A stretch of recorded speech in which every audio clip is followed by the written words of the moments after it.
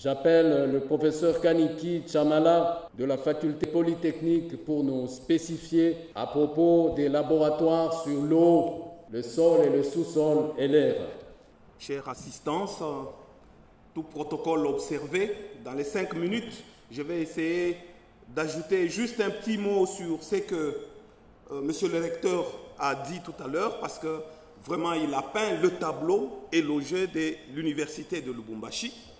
Par conséquent, je vais ramasser quelques éléments pour faire un petit zoom sur le laboratoire d'analyse environnementale.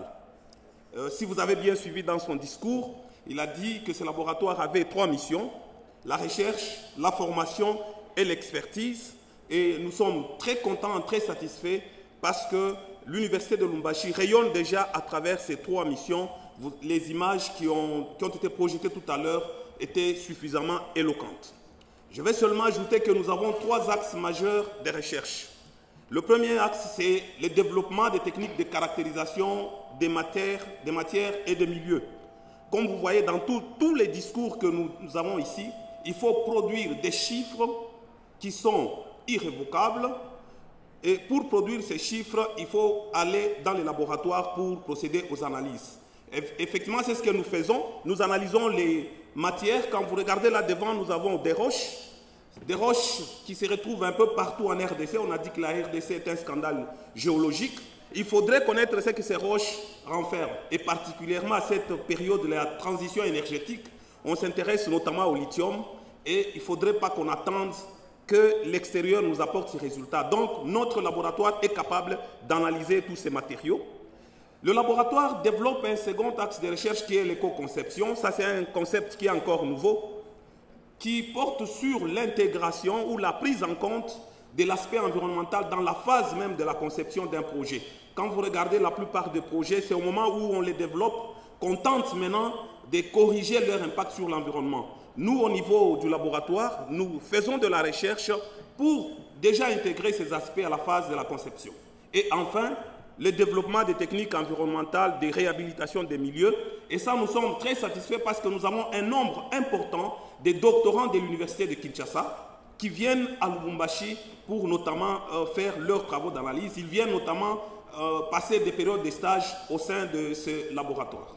Et nous les co-encadrons ensemble avec les collègues de l'université de Kinshasa.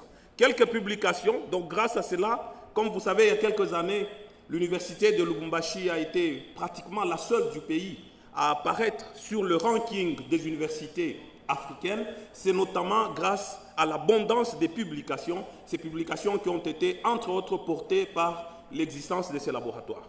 Ce laboratoire est installé à la faculté polytechnique. Voici le bâtiment de la faculté polytechnique. Environ 4400 étudiants, 19 promotions, 20 auditoires, près de 30 professeurs. Nous sommes très proches du ratio exigé au niveau international, un professeur pour 10 étudiants. On est très proches et on espère qu'avec l'appui de ces laboratoires, d'autres docteurs seront formés et nous allons très facilement atteindre ces rankings. Je ne vais pas entrer dans trop de détails.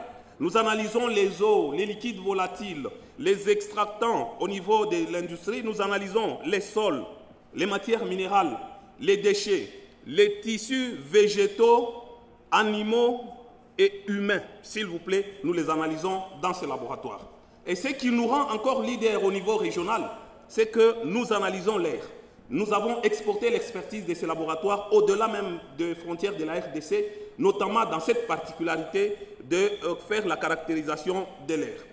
Une thèse est en cours avec l'Université de Lille pour arriver notamment à renforcer ses capacités et à acquérir une station qui va permettre de fournir des données sur la qualité de l'air au niveau de l'Afrique centrale, une station qui sera installée à l'Université de Lubumbashi.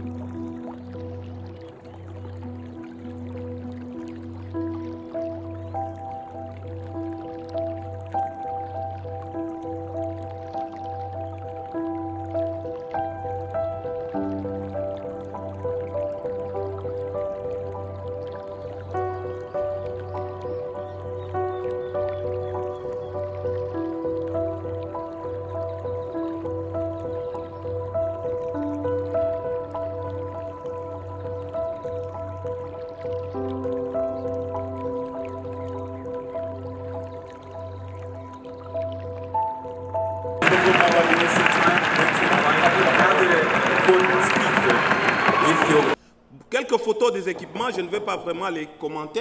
Oui, on me signale qu'il reste 1 minute, je serai dans le temps. Je ne vais pas commenter ces appareils, je vous invite seulement à venir au laboratoire pour les voir, qui sont uniques, qui sont de la dernière génération. Quelques photos témoignages qui montrent l'intérêt de ces laboratoires au niveau régional, comme je l'ai dit. Vous avez la remise de l'accréditation, que le recteur de Lubumbashi est en train de prendre.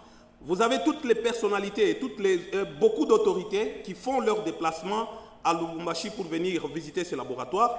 Tout récemment, nous avons reçu les 4 ministres que vous voyez là, qui interviennent pratiquement dans les questions du moment, qui attirent l'attention de la RDC. Donc vous avez le passage de ces 4 ministres tout récemment à l'université de Lubumbashi. Un autre témoignage, monsieur le recteur l'a dit, c'est nous avons connu un problème avec l'Angola, avec la pollution de la rivière Chikapa. Oui, j'ai compris, je suis en train de chuter.